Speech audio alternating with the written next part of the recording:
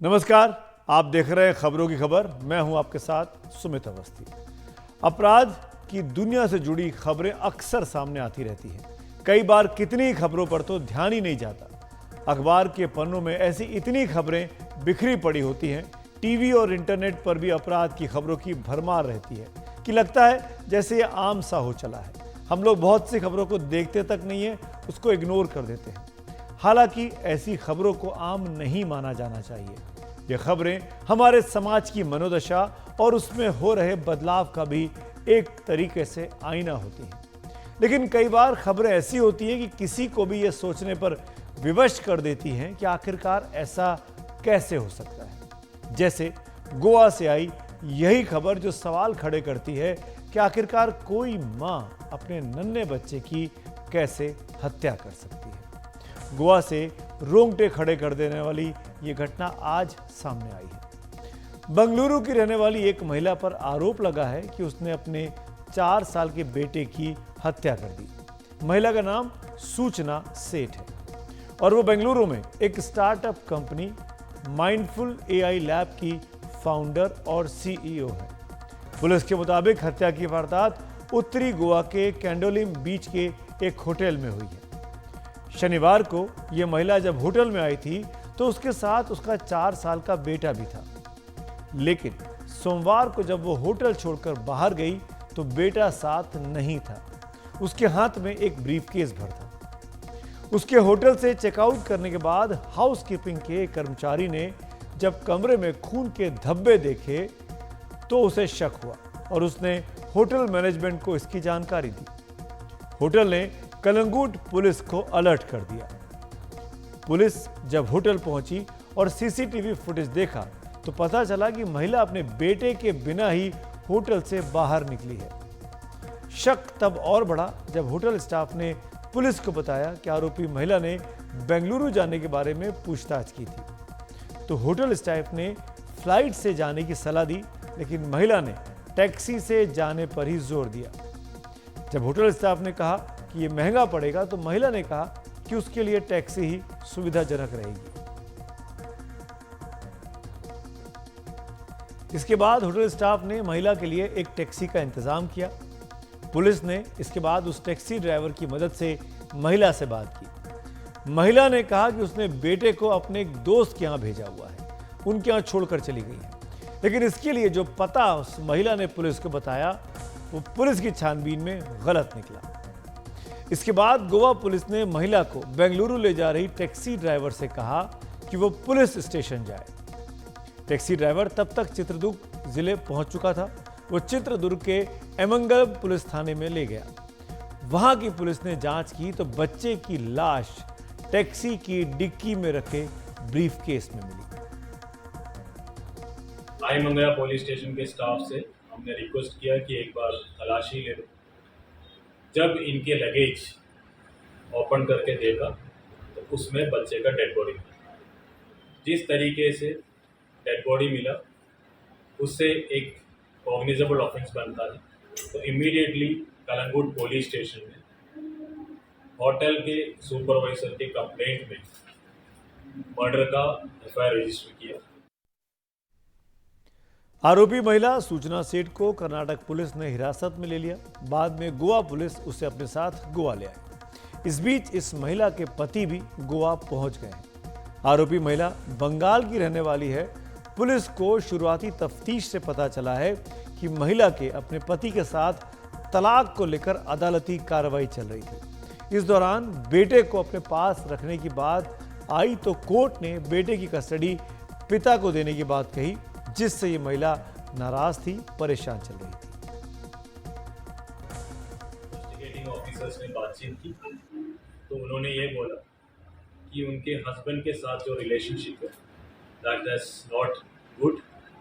इनके divorce proceedings almost finalize भी हुआ है and there was some court order because of which she was very unhappy.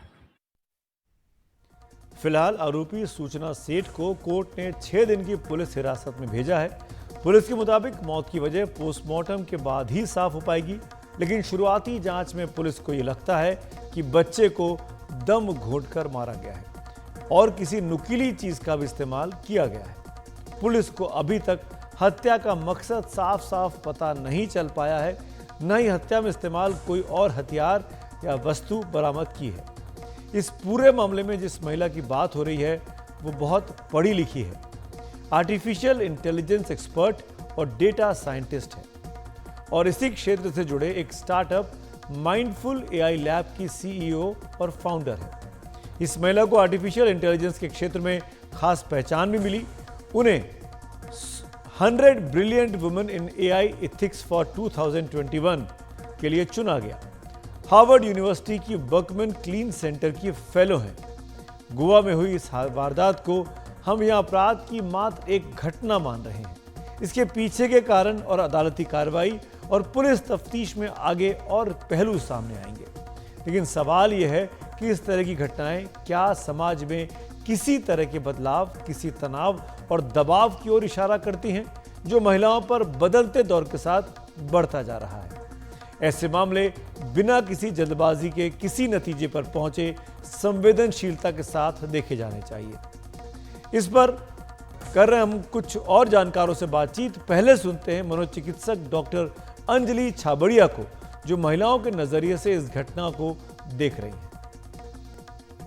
देखिए, पहले तो हमें देखिए हर महिला अलग होती है और हर एक महिला की जो स्ट्रगल होती है वो अलग होती है। अभी पहले तो हमें देखना पड़ेगा कि यहाँ पे कोई स्ट्रगल थी कि कोई मानसिक तनाव है और ऐसा ये क्यों हुआ है? एक फिट ऑफ रेज का मामला है या फिर एक ऑनगोइंग प्रोसेस है जहाँ पे वो महिला के ऊपर बहुत सा तनाव था और ये एक मतलब एक लंबा डिप्रेशन था या और कोई साइकोलॉजिकल डिसऑर्डर था, ये डेफिनेटली हमें देखना पड़ेगा। अभी महिलाओं के ऊपर तनाव अक्सर होते हैं और मतलब उनके ऊपर उनके प्रेशर्स अलग होते हैं। जब से एक लड़की पैदा होती है, अगर वो लड़की अनवांटेड होती है, तब से उसके ऊपर प्रेशर पड़ता है। फिर जब वो लड़की बड़ी होती है, उसे पढ़ाई करनी है, तभी भी प्रेशर पड़ता है क्योंकि हमने देखा है कि आज भी भारत में अगर चॉइस दिया जाए तो लोग कहेंगे कि चलो हम लड़के को पढ़ाते हैं, लड़की को घर में बिठाते हैं। फिर जब उसके समझो शादी का मामला आता है या फर्दर स्टडीज का मामला आता है या जॉब का मामला आता है, हर एक चीज उसे किसी न किसी से पूछनी पड़ती है। उनकी राय बहुत इंपॉर्टेंट होती है। तो अगर लड़की को नौकरी मिलती है और उसे छोटे से गांव को छोड़ के शहर में जाने का अवसर मिलता है, पहले उसे अपने पेरेंट्स की परमिशन लेनी पड़ती है। और वही घर में अगर लड़के को नौकरी मिलती है तो लोग सेलिब्रेट करते हैं, कि अरे हमारा लड़का इतना स्मार्ट है, मगर लड़की को हम कैसे बाहर भेजें। एक पेरेंट्स के मन में वो सोचते हैं कि वो बच्ची को प्रोटेक्ट कर रहे हैं, मगर शायद वो उसके विंग्स काट रहे हैं। आगे जाके ये लड़की की जब शादी हो जाती है, चलो हर एक लड़के को वर्किंग वाइफ चाहिए, मगर क्या वो वर्किंग वाइफ के साथ आगे हाथ हाथ मिला के चल पाता है कि नहीं। फिर बच्चे होते हैं तो लड़की को करियर को सैक्रिफाइस करना पड़ता है क्योंकि उससे बच्चों की देखभाल तो चलो उसका मामला है। तो ये चीजों में लेके प्लस जो फैमिली प्रेशर्स पड़ते हैं, इन लॉज के प्रेशर्स पड़ते हैं, क्योंकि हर एक फैमिली को चाहिए कि वो लड़की आए घर में कमाए मगर अपना मुंह नहीं खोले, किसी चीज की डिमांड नहीं करे। और ये प्रेशर्स आज भी हमारे सोसाइटी में है। तो ये प्रेशर्स प्लस जो हार्मोनल प्रेशर्स आते हैं चाइल्ड बर्थ के बाद या फिर मेनोपॉज के बाद या फिर पीरियड्स के पहले, ये सब चीजों को लेके वो जो लड़की के ऊपर बहुत से अलग अलग प्रेशर्स पड़ते हैं, उसे आगे बढ़ना है, उसे कभी अपॉर्चुनिटीज नहीं मिलते हैं। हम देखते हैं कि वर्क प्लेस पे भी काफी हैरेसमेंट होता है। प्लस जो साइकोलॉजिकल डिसऑर्डर्स हैं जैसे पोस्टमार्टम डिप्रेशन है या डिप्रेशन है, यू नो बहुत से लोगों को पता नहीं है, मगर जो महिलाएं हैं, जो औरतें हाउसवाइफ्स, वो हमने चलो फार्मर्स सुसाइड्स के बारे में तो सुना है, मगर हाउसवाइफ्स 25 times more than farmers suicide अपने आप को आत्महत्या से मारती हैं। तो ये सब चीजें, एक एक औरत का जो तनाव है वो अलग होता है, मगर हमारे सोसाइटी को ये ज़रूर देखना है कि औरतों के ऊपर काफ़ी तनाव होता है, हो रहा है और औरतों को भी ये समझना है और आदमियों को भी ये समझना है और जब ये तनाव के महसूस होना शुरू होता है, उसके लिए हेल्प लेना बहुत-बहुत ज़रूरी है। और इसी मुद्दे पर ज्यादा चर्चा करने के लिए हमारे साथ हैं जाने माने मनोचिकित्सक और जसलोक अस्पताल मुंबई में director medical research doctor Rajesh Parikh. Doctor Parikh, स्वागत है आपका। ऐसे कई मामले सामने आते हैं जहां अक्सर सामान्य महिलाएं भी ऐसे जाने अनजाने किसी अपराध का हिस्सा बन जाती हैं जो आमतौर पर उनकी शख्सियत से मेल नहीं खाता। कई बार ये फिट ऑफ रेज का मामला होता है तो कई बार किसी लंबे तनाव का नतीजा हो सकता है। गोवा की ताजा घटना आपने सुनी होगी, क्या कहना है आपको? पुत्र हत्या, अपने खुद के बच्चे का मर्डर करना बहुत ही रेयर है, जिसको इंग्लिश में फिलिसाइड कहते हैं। ग्रीक माइथोलॉजी में मेडिया ने ये किया था। उनका हस्बैंड जेसन था, उनके साथ उनका झगड़ा हो गया, वो सेपरेट हो रहे थे और रिवेंज लेने के लिए अपने बच्चे की हत्या की थी। लेकिन ये बहुत ही रेयर है और जब ये होता है तो ज्यादा करके वो महिला साइकाइट्रिकली डिस्टर्ब्ड होती है। उसको या तो एक तरह की बीमारी हो सकती है, जैसे स्किज़ोफ्रेनिया, साइकोसिस, और कभी-कभी एक तरह का पर्सनालिटी डिसऑर्डर हो सकता है। मैं अभी जो हुआ है गोवा में उसके पर बिल्कुल कमेंट नहीं कर रहा हूँ, क्योंकि उसके बारे में हमको अभी तक कुछ भी जानकारी नहीं है। लेकिन इन जनरल जब पुत्र हत्या होती है, तो जो माँ ये पुत्र हत्या करती है, वो ज़्यादा करके साइकाइट्रिकली डिस्टर्ब्ड होती है और फिर उसका ये बैकग्राउंड का उसके ऊपर कुछ असर नहीं होता है। एजुकेटेड लेडीज़ कर सकती हैं, अनएजुकेटेड, क्रिमिनल, बट जैसे मैंने बताया आपको, ये बहुत ही रेयर है।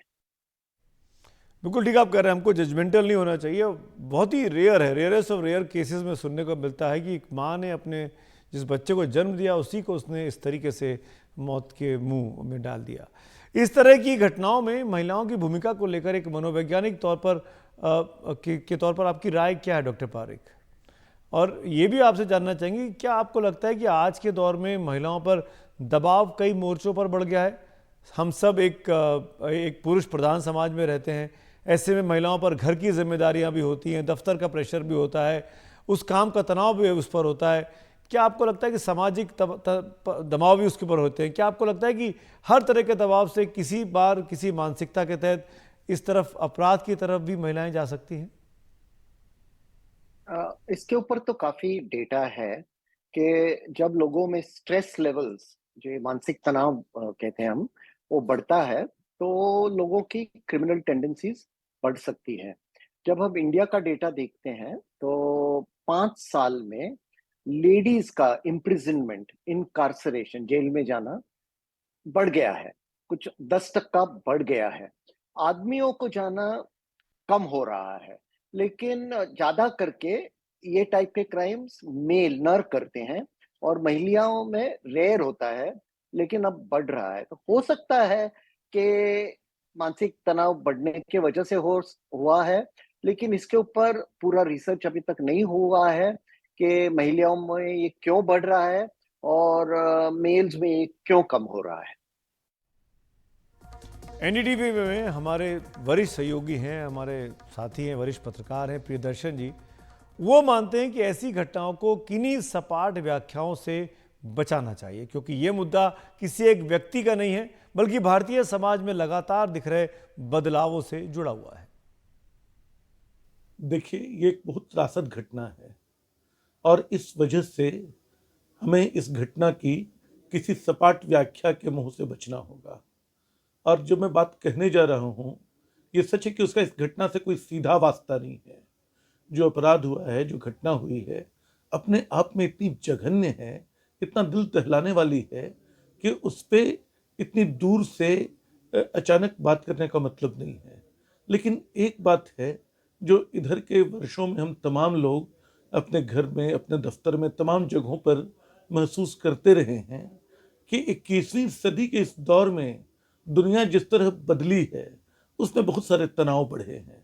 वो तनाव पुरुषों के जीवन में है, सारी दुनिया में है, लेकिन भारतीय स्त्रियों के लिए ये तनाव लगभग दोहरे हैं, क्योंकि भारतीय स्त्रियों के सामने जो अतीत है उसको, उस अतीत से भी उनको लड़ना पड़ता है, उनको सड़ी गली मान्यताओं से भी लड़ना पड़ता है।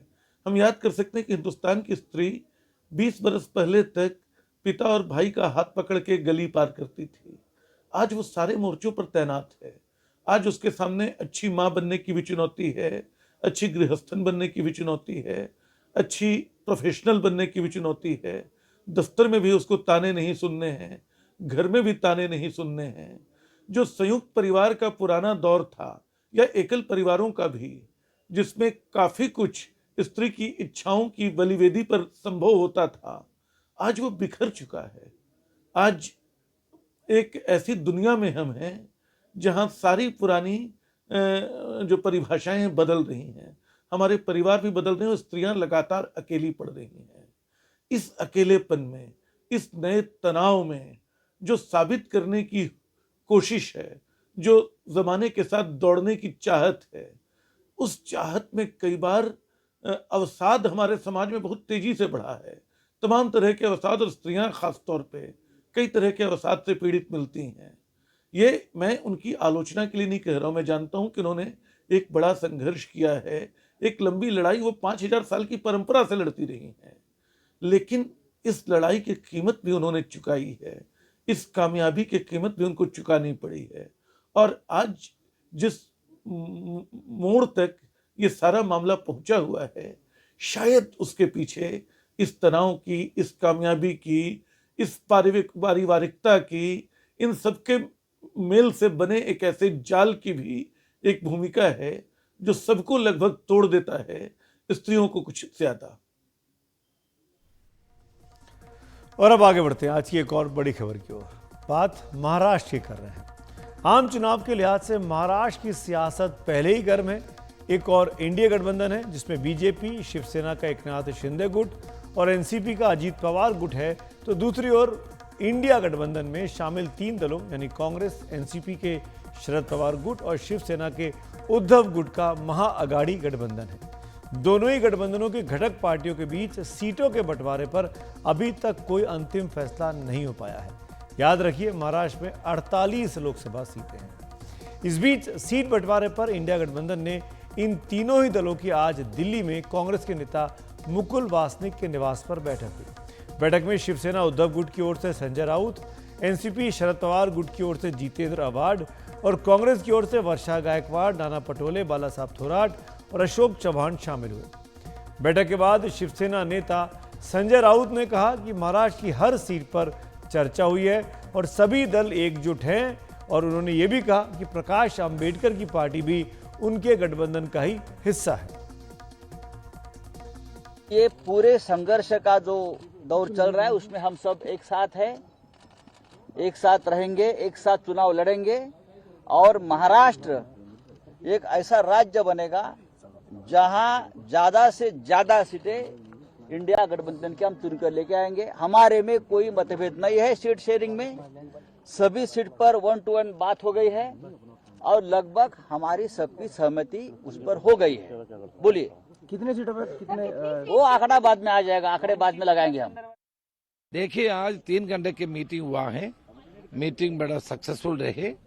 हमारे महाअगाड़ी के सारे नेतागण मौजूद थे। हम सीट शेयरिंग के बारे में डिस्कशन किया। आने वाले दिनों में आपको पूरा सूची हम लोग प्रकाशित करेंगे। गठबंधन में सारे पार्टी एक है, सारे पार्टी समान है। इसमें एनसीपी को और शिवसेना को टुकड़े करने के लिए बीजेपी ने कोशिश की, लेकिन जनता, कार्यकर्ता उनके साथ है, एनसीपी और शिवसेना के साथ है। जो पावर के पीछे जो लोग गया हैं उनको सबक सिखाने के लिए महाराष्ट्र के लोग बैठे हैं। मेरे ख्याल से हम महाअगाड़ी एक साथ लड़ेंगे और सबसे ज्यादा सीट हम लोग पाएंगे। तो एक और ये राजनीतिक गहमागहमी है, तो दूसरी ओर महाराष्ट्र के सभी दलों की नजर महाराष्ट्र विधानसभा के स्पीकर राहुल नार्वेकर के कल आने वाले फैसले पर टिकी है। स्पीकर को यह फैसला करना है कि शिवसेना में बगावत के बाद जो विधायक एकनाथ शिंदे गुट में गए, क्या उन्हें अयोग्य ठहराया जा सकता है। उद्धव ठाकरे गुट ने अयोग्यता की ये याचिका दायर की है और सुप्रीम कोर्ट ने फैसले का अधिकार विधानसभा स्पीकर को सौंपा है। लेकिन इससे पहले ही एक विवाद खड़ा हो गया है। उद्धव ठाकरे ने फैसले से पहले विधानसभा अध्यक्ष राहुल नरवेकर और मुख्यमंत्री एकनाथ शिंदे के बीच रविवार को ही मुलाकात पर अब सवाल खड़े किए हैं। उद्धव ठाकरे ने पूछा है कि फैसला करने वाला कैसे आरोपी से उसके घर जाकर मुलाकात कर सकता है। इस मसले पर उद्धव ठाकरे फिर सुप्रीम कोर्ट चले गए हैं। हमारे सहयोगी रौनक कुकड़े की रिपोर्ट आपको देखनी चाहिए। शिवसेना उद्धव ठाकरे गुट के प्रमुख उद्धव ठाकरे ने एक बार फिर सुप्रीम कोर्ट का दरवाजा खटखटाया है। उन्होंने विधानसभा अध्यक्ष राहुल नार्वेकर और मुख्यमंत्री एकनाथ शिंदे की मुलाकात पर ऐतराज जताया है। बुधवार को विधायकों की अयोग्यता के मामले में नार्वेकर को फैसला सुनाना है। इससे पहले रविवार को हुई मुलाकात सबको हैरान कर रही है। स्पीकर उठकर मुख्यमंत्री के यहाँ नहीं जाते, वो मुख्यमंत्री जी को बुला लेता है। लेकिन अब ये दोनों जो है सिर्फ मुख्यमंत्री और स्पीकर नहीं है। स्पीकर जो है वो ट्राइब्यूनल है और मुख्यमंत्री का आरोपी है। देश में प्रजातंत्र रहने वाला है या नहीं है, या दोनों मिलकर प्रजातंत्र की हत्या करने की साजिश कुछ कर रहे हैं, कोशिश कर रहे हैं, ऐसे तभी निकाला जा सकता है। और इसलिए जैसे मैंने कहा कि आज और कल ही हमने सुप्रीम कोर्ट के सामने एक एफिडेविट दिया है और जिसमें दो बार वो मिले, एक बार नहीं 2 बार मिले हैं। वो उसमें हमने लिखा है कि आप भी उसमें देखो। राहुल नार्वेकर और एकनाथ शिंदे के बीच में क्या कुछ बातचीत हुई ये अभी साफ नहीं है, लेकिन 1.5 साल से अटके पड़े इस मामले में अध्यक्ष के रवैये पर सुप्रीम कोर्ट नाराजगी जता चुका है। उधर शिवसेना शिंदे गुट का कहना है कि उद्धव ठाकरे आने वाले चुनाव में हार के अंदेशे को लेकर बौखलाए हुए हैं।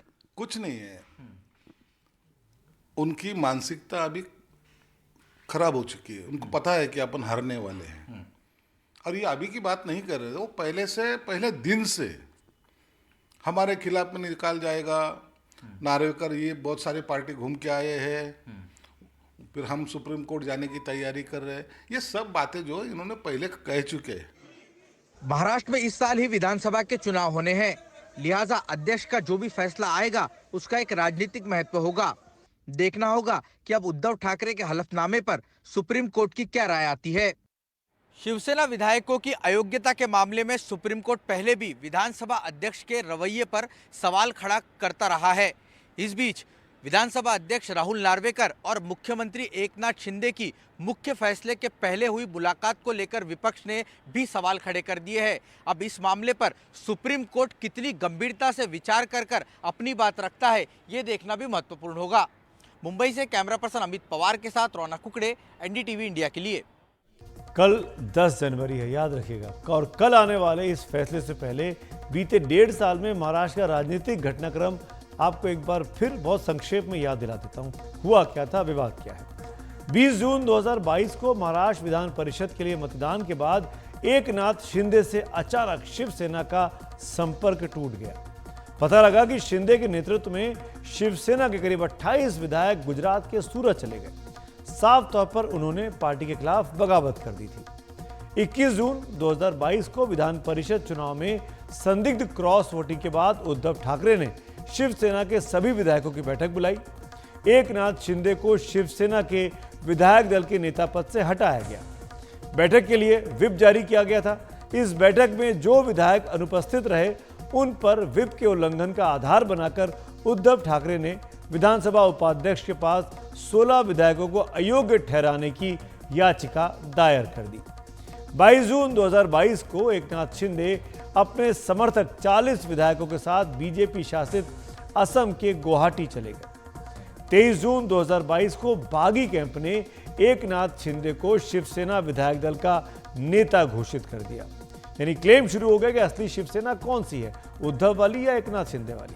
उसी दिन उद्धव ठाकरे मुख्यमंत्री निवास वर्षा से निकले और ठाकरे परिवार का जो पैतृक जगह है मातोश्री, वहां चले गए। 26 जून 2022 को एकनाथ शिंदे और 16 विधायकों ने अयोग्यता से जुड़े उद्धव ठाकरे गुट के नोटिस के खिलाफ सुप्रीम कोर्ट में याचिका दायर कर दी। याचिका पर सुनवाई करते हुए सुप्रीम कोर्ट ने नियम के अनुसार एकनाथ शिंदे को जवाब देने के लिए समय दिया और इस दौरान विधानसभा उपाध्यक्ष को विधायकों की अयोग्यता के मामले पर कोई फैसला न देने का आदेश दिया था। 29 जून 2022 को उद्धव ठाकरे ने 9 दिन चले सियासी ड्रामे के बाद मुख्यमंत्री के पद से इस्तीफा दे दिया। इससे कुछ ही देर पहले सुप्रीम कोर्ट ने आदेश दिया था कि उद्धव ठाकरे अगले ही दिन विधानसभा में अपना बहुमत साबित करें। 30 जून 2022 को एकनाथ शिंदे बीजेपी के समर्थन से महाराष्ट्र के मुख्यमंत्री बन गए। इस मामले में लंबी सुनवाई के बाद सुप्रीम कोर्ट ने आदेश दिया कि विधायकों की अयोग्यता तय करने का आखिरी फैसला विधानसभा स्पीकर ही लेंगे। लेकिन जब साल भर से ज्यादा समय तक ये मामला टला तो पिछले साल 31 अक्टूबर को सुप्रीम कोर्ट ने देरी पर नाराजगी जताई और विधानसभा स्पीकर को 31 दिसंबर तक केस पे फैसला लेने का आदेश दे दिया। विधानसभा स्पीकर की दरख्वास्त पर बाद में यह तारीख 10 जनवरी कर दी गई। अब कल 10 जनवरी है और कल तय होना है कि जो 16 लोग टूट कर गए थे क्या वो अयोग्य हैं या वो असली शिवसेना है। स्पीकर को दल बदल अधिनियम के तहत शिवसेना के दोनों ही गुटों की ओर से एक दूसरे के खिलाफ दायर 34 याचिकाओं पर फैसला देना है। याचिकाओं में दोनों ओर से कुल विधायक 56 विधायकों की अयोग्यता पर फैसला होना है। स्पीकर के मुताबिक उन्हें इसके लिए 2 लाख से ज्यादा कागजात देखने पड़े। अब देखना होगा कितने कागजात पर विचार कर महाराष्ट्र विधानसभा स्पीकर का फैसला क्या आता है। इस बीच दिल्ली में कांग्रेस नेता मुकुल वासनिक के घर पर ही आज उत्तर प्रदेश में सीट बंटवारे को लेकर इंडिया गठबंधन में शामिल कांग्रेस और समाजवादी पार्टी के नेताओं के बीच बातचीत हुई। कांग्रेस और समाजवादी पार्टी के नेताओं के बीच बातचीत हुई। कांग्रेस की ओर से बैठक में सलमान खुर्शीद, उत्तर प्रदेश कांग्रेस के अध्यक्ष अजय राय, उत्तर प्रदेश के प्रभारी अविनाश पांडे, कांग्रेस विधायक दल की नेता आराधना मिश्रा मौजूद रही, जबकि समाजवादी पार्टी की ओर से महासचिव रामगोपाल यादव और नेता जावेद अली खान मौजूद रहे। बैठक के बाद सलमान खुर्शीद और रामगोपाल यादव ने कहा कि बातचीत बहुत अच्छी रही और सीट बंटवारे में दिक्कत नहीं आएगी। पूर्ण वातावरण में हुई, अच्छे माहौल में हुई, सबका मन अच्छा है। 12 तारीख को और होगी और शीघ्र ही प्रगति होगी, उससे हम सब आपको अवगत कराते हैं। को बार-बार लाने की बात जो नहीं, कोई कहीं नहीं, जब तक आप लोगों को मुँह से हम सुनते, मैंने कहीं किसी से सुना ही नहीं। आज मीटिंग हुई, क्या महत्वपूर्ण डिसीजन आप? कोई डिसीजन नहीं हुआ। हमारी अच्छी मीटिंग हुई। एक दूसरे के साथ बातचीत करना भी अनिवार्य होता है। बातचीत करें, एक दूसरे को समझें, एक दूसरे के साथ हम जुड़ें और उसके बाद बैठकर समझौता करें कि कहाँ कौन कैसे लड़कर जीत सकता है, कहाँ हम किस तरह से जीत सकते हैं, वो हमारी प्राथमिकता है। इस पर दोनों ओर से जो थोड़ा बहुत हमको होमवर्क करना है वो हम करके तैयारी में 2-3 दिन बाद फिर से बात करेंगे। तो बीएसपी को क्या उत्तर प्रदेश के हमारी शामिल करने बीएसपी अभी इंडिया अलायंस में नहीं है कहीं दूर, तो इसलिए हमारा मैंडेट सिर्फ इंडिया अलायंस की पार्टी से बात करने का है और किसी पार्टी से भी बात करने का है। पंजाब और दिल्ली को लेकर, क्योंकि लगातार ये पंजाब का भी हमें सिग्नल नहीं मिला। दिल्ली में हमारी बात हुई, बहुत अच्छी बातचीत हुई और हमें पूरी उम्मीद है कि बहुत जल्द दिल्ली के लिए हम एक आपस में समझौता तैयार करके अपनी लीडरशिप सामने रख पाएंगे। वैसे उत्तर प्रदेश में कांग्रेस समाजवादी पार्टी के अलावा मायावती की बीएसपी के साथ भी गठबंधन की इच्छुक दिख रही है। भले ही सलमान खुर्शीद ने यहाँ पर कुछ नहीं कहा। खासतौर पर कांग्रेस के जो प्रभारी हैं अविनाश पांडे, वो चाहते हैं कि बीएसपी के साथ आए, लेकिन दोनों को साथ लाने की कांग्रेस की कोशिशों को तगड़ा झटका लगा है। अखिलेश यादव पहले ही बीएसपी के विरोध में बयान दे रहे थे। अब तो बीएसपी प्रमुख मायावती ने यूपी के चर्चित गेस्ट हाउस कांड के बहाने अखिलेश यादव और सपा को आड़े हाथों लिया है। सोशल मीडिया प्लेटफॉर्म एक्स पर मायावती ने सपा से खुद को और पार्टी के लोगों पर खतरा बताया है। मायावती ने लिखा है कि सपा अति पिछड़ों के साथ साथ जबरदस्त दलित विरोधी पार्टी है। हालांकि बीएसपी ने पिछले लोकसभा आम चुनावों में सपा से गठबंधन करके इनके दलित विरोधी चाल चरित्र और चेहरे को थोड़ा बदलने का प्रयास किया, लेकिन चुनाव खत्म होने के बाद ही सपा पुनः अपने दलित विरोधी जातिवादी एजेंडे पर आ गई। अब सपा मुखिया जिससे भी गठबंधन की बात करते हैं, उनकी पहली शर्त बसपा से दूरी बनाए रखने की होती है, जिसे मीडिया भी खूब प्रचारित करता है। वैसे भी सपा के 2 जून 1995 सहित घिनौने कृत्यों को देखते हुए व इनकी सरकार के दौरान जिस प्रकार से अनेक दलित विरोधी फैसले लिए गए हैं, मायावती ने यह भी कहा कि लखनऊ के ने बीएसपी दफ्तर के बगल के ऊपर से एक ऊंचा पुल बनाकर सपा सरकार ने षड्यंत्र रचा था। जिसकी वजह से पार्टी की राष्ट्रीय अध्यक्ष, पार्टी दफ्तर और कर्मचारियों पर खतरा है। मायावती में योगी सरकार से विशेष सुरक्षा उपाय करने की मांग की है। उधर अखिलेश यादव भी मायावती और बीजेपी पर पलटवार करने से नहीं चूके हैं। मैं किसी पार्टी के बारे में नहीं कह सकता। अगर उनको लगता है कि उनके सुरक्षा को खतरा हुआ है तो वो बाकायदा चिट्ठी लिख दें भारत सरकार को। बीजेपी की सरकार है और बीजेपी की सरकार में तमाम बुलडोजर हैं, वो तुरंत बुलडोजर लाके तोड़ देंगे। हम तो इस बात के लिए तैयार हैं। बीजेपी के लोग अगर तोड़ना चाहें बुलडोजर चला करके तोड़ दें। 14 फरवरी 2019 को पुलवामा हमले के बाद भारत और पाकिस्तान के रिश्ते बहुत बिगड़ गए। इसके बाद भारत ने पाकिस्तान के कब्जे वाले कश्मीर के बालाकोट में आतंकियों के कैंपों पर हवाई हमले कर काफ़ी नुकसान पहुंचाया। पाकिस्तान की वायुसेना ने भी जवाब दिया। इस सब के बाद एक कत्ल की रात आई। क्या हुआ था उस रात? पाकिस्तान में भारत के पूर्व हाई कमिश्नर अजय बिसारिया ने अपनी किताब anchor management the trouble diplomatic relationship between India and Pakistan में इसका जिक्र किया है। नमस्कार, इस खास पेशकश में आपका स्वागत है। हमारे साथ है पाकिस्तान में भारत के उच्चायुक्त रहे अजय बिसारिया जी, जिनकी एक नई किताब अभी आई है और इसको लेकर काफ़ी चर्चा है।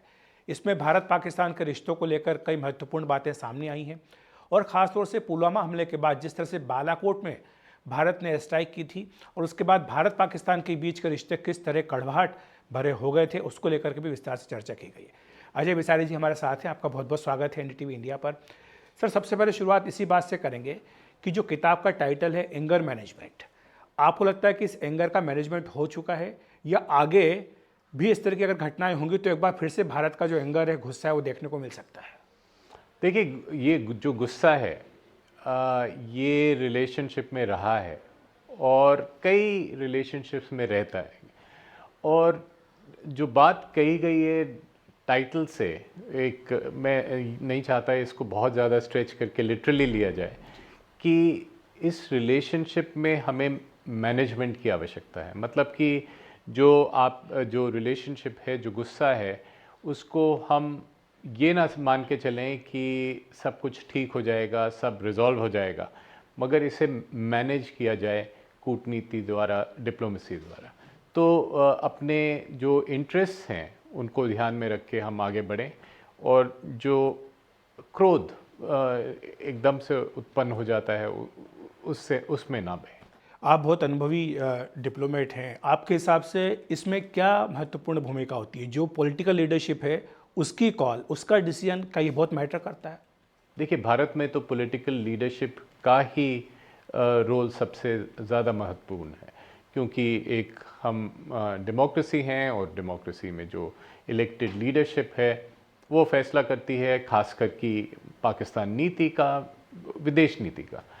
मगर जो नट्स एंड बोल्ट्स हैं, जो छोटे छोटे उसके जो उपाय हैं, वो हमारे कूटनीतिज्ञ, हमारे डिप्लोमेट्स उन पे निर्भर है, जो ज़मीन पर बने हुए हैं, ऑन द ग्राउंड रिपोर्टिंग कर रहे हैं, वो कुछ सुझाव दें और उसे इम्प्लीमेंट करें। तो इसी तरह से, जिस तरह से आपके डोमेस्टिक किसी स्थिति में बना होगा कि जो अधिकारी हैं वो नीति का पालन करें, उसी तरह से डिप्लोमेसी में भी हम एक नीति जो बन जाए उसको ज़मीन पर कैसे लागू किया जाए उसके फैसले करते हैं। अगर हम प्रधानमंत्री नरेंद्र मोदी की बात करें, जब 2014 में उन्होंने सत्ता संभाली थी, तब उनका जो शपथ ग्रहण समारोह था, हमने देखा कि नवाज शरीफ समेत तमाम जो सार्क देशों के प्रमुख थे उन्हें आमंत्रित किया गया था। खासतौर से नवाज शरीफ को बुलाने पर बहुत ज़्यादा उत्सुकता लोगों में थी कि शायद भारत पाकिस्तान के जो रिश्ते अब एक नए अध्याय की ओर बढ़ रहे हैं। बाद में जिस तरह से खुद पीएम मोदी लाहौर में गए, शादी के दौरान नवाज शरीफ के घर पर गए, वो भी एक तरह का सरप्राइज़ था। डिप्लोमेसी में इस तरह की बातें अमूमन बहुत ज़्यादा बैकग्राउंड तैयार करने के बाद होती हैं। लेकिन फिर जो रिश्ते पटरी से उतरे, आपको लगता है उसके पीछे क्या भूमिका रही? इमरान खान आए, कह रहे थे कि नया पाकिस्तान होगा, किस तरह के एलिमेंट्स थे जो इस पूरे रिश्ते को पटरी से उतारना चाह रहे थे? देखिए, ये सब कुछ कदम होते हैं। एक लक्ष्य की ओर आप बढ़ रहे हैं, उसमें कुछ कदम होते हैं, आपकी नीति है, उस हिसाब से आप उन कदमों को लेंगे। मगर ये एक्सपेक्ट करना कि एकदम से कुछ सब कुछ बदल जाएगा, एक बड़े जेस्चर आपने किया उसके द्वारा, तो वो ठीक नहीं है। तो एक एक कदम लेके हम आगे चल रहे थे, एक नीति बनी थी, मगर इसमें कई सारे वेरिएबल्स हैं। कुछ हो गया, कुछ हादसा हुआ, कुछ टेररिज्म हुआ, तो स्थिति में बहुत परिवर्तन हो जाता है। तो कोशिश हमेशा जारी रहती है, मगर स्थिति किस तरह से बदल रही है उसको भी ध्यान में रखना होता है। आपकी पुस्तक की एक बहुत ज़्यादा चर्चा जिस बात को लेकर के हो रही वो है कत्ल की रात को लेकर, जो बात खुद पीएम मोदी ने बाद में जनसभा में कही थी। 27 फरवरी 2019 की ये बात है, जब विंग कमांडर अभिनंदन जो है वो पाकिस्तान में पकड़े गए थे और उनको छुड़ाने के लिए ये जो चेतावनी दी गई थी, ये पूरा वाकया क्या हुआ था? रात को आपको फ़ोन भी आया था, वो पीएम मोदी से बात करना चाहते थे लेकिन वो उपलब्ध नहीं थे, आपने स्पष्ट कहा। ये सारा घटनाक्रम क्या हुआ था, अगर आप बता सकें कि उस रात क्या हुआ था, किस तरह से मिसाइलें तैनात कर दी गई थी और भारत किस हद तक जाने को तैयार था अपने नागरिक को वापस लाने के लिए? देखिए, मैंने किताब में वो लिखा है जिसकी मुझे जानकारी थी, और वो है कि इसके इर्द गिर्द क्या कूटनीति हुई, क्या डिप्लोमेसी हुई, और बात मैंने करी है क्रेडिबल थ्रेट ऑफ फोर्स की, एक कोअर्सिव डिप्लोमेसी की, कि आप इस तरह की कूटनीति करें कि सामने वाले को लगे कि आप सीरियस हैं और आप कोई कड़ी कार्रवाई करने को तैयार हैं। तो एक क्रेडिबल थ्रेट ऑफ फोर्स उस समय था कि ये मिसाइल्स इंडिया एस्केलेट करेगा और मिसाइल्स पाकिस्तान में जाएंगे। 9 मिसाइल की बात है, मुझे खुद जानकारी नहीं कि एग्जैक्टली कितनी मिसाइल्स थी, मगर ये बात और ये पाकिस्तान में हुई, और इस बात ये वहाँ के जो डिप्लोमेट्स थे, यूएस के, यूके के, उन्होंने भी उनके फॉरेन ऑफिस से ये बात करी। तो जो मुझे कॉल आया अपने काउंटर पार्ट का, जो उच्चायुक्त थे पाकिस्तानी सोहेल महमूद साहब, जो उस समय अपने देश में थे, इस्लामाबाद में थे, तो एक प्रस्ताव था कि इमरान खान प्रधानमंत्री मोदी से उस समय बात करें, और आधी रात का समय था। तो मैंने चेक किया उस समय, और मैंने वापस उनको कहा कि इस समय तो प्रधानमंत्री नहीं मिल सकते, मगर आपको जो बात कहनी है आप मुझे कहें, मैं आगे उसको ज़रूर पहुंचा दूंगा। तो ये जो किस्सा है ये हमें बताता है कि उस समय मामला सीरियस था, कि कुछ होने का डर था, और पाकिस्तान की समझ में कुछ होने का डर था, और जो आउटकम हमें चाहिए था वो था कि विंग कमांडर वर्तमान अभिनंदन वापस आए, और ये आउटकम हासिल हुआ। तो मैं ये कहता हूँ कि ये एक जो कूटनीति थी वो सक्सेसफुल रही, और उसके द्वारा ये हुआ मुमकिन कि हमारे पायलट वापस आए। जो गीदड़ भपकी बार बार पाकिस्तान की ओर से दी जाती है, न्यूक्लियर आर्सेनल की, न्यूक्लियर हमले की, उस वक्त भी आपको याद होगा कि जब ये तनाव हुआ था तब भी कुछ इस तरह की बातें उनके ऐसे लोगों द्वारा की गई थी जो कि बहुत जिम्मेदारी वाले पद पर बैठे हुए थे। आपको लगता है कि ये एक ऐसी चीज़ इसका कि ध्यान रखना बहुत ज़रूरी है? इस बात पे काफ़ी चर्चा होती है और काफ़ी सोच विचार भी होता है भारत के अंदर, और हम दोनों देश एक न्यूक्लियर इन्वायरमेंट में हैं 1998 से, और ये तो मानना होगा। बात ये होती है कि किस स्तर पे आपका कन्वेंशनल रेल्म है वो समाप्त होता है और न्यूक्लियर रेल्म शुरू होता है। तो इसको जानने की ज़रूरत है, ये कहाँ रेड लाइंस हैं उसको जानने की ज़रूरत है। तो अब जो हुआ है कि या भारत ने ये कहा है कि टेररिज्म के ख़िलाफ़ हम कन्वेंशनल या सब कन्वेंशनल स्पेस में कार्रवाई कर सकते हैं, इसमें न्यूक्लियर का सवाल नहीं उठता।